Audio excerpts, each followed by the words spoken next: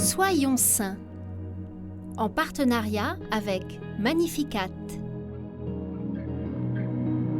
Nous souhaitons une belle fête aux Carlo et aux Wilfried. Aujourd'hui, nous allons découvrir ensemble le bienheureux Thomas Boulaker, né probablement en 1603. Thomas, fils d'un brillant et célèbre médecin, voit le jour à Chichester, ville du sud de l'Angleterre. Sa famille est catholique et très fervente. Ils envoient Thomas faire ses études au collège des jésuites anglais de Saint-Omer, ville du nord de la France. Il désire se destiner à la prêtrise et part à Valladolid, en Espagne, pour ses études de théologie. Là-bas, il décide de devenir franciscain et entre chez les frères mineurs récollets, un ordre mendiant. Ordonné en 1627 ou 1628, il est envoyé en mission en Angleterre, ce qui n'est pas une mince affaire, même sous le règne du catholique Charles Ier. En effet, depuis Henri VIII, la confession anglicane est la religion officielle du pays et beaucoup de catholiques réfractaires vont être traqués et martyrisés. Ce n'est qu'en 1688 que le roi Jacques II autorise officiellement toutes les autres confessions, dont le catholicisme.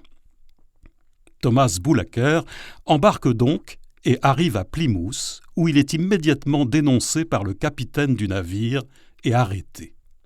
Il est finalement relâché et exerce son ministère à Londres pendant 12 ans.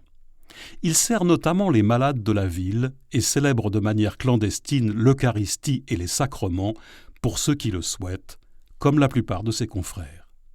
Il est finalement arrêté de nouveau le 11 septembre 1642, en pleine célébration d'une messe dans une maison de fidèles.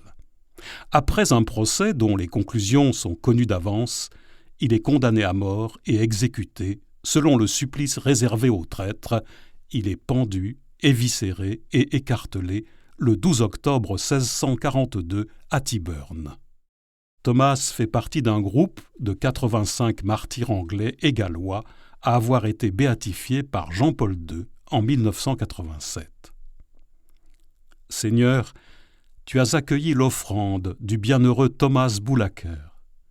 Avec lui, prions pour tous les prêtres qui exercent leur ministère dans des conditions éprouvantes.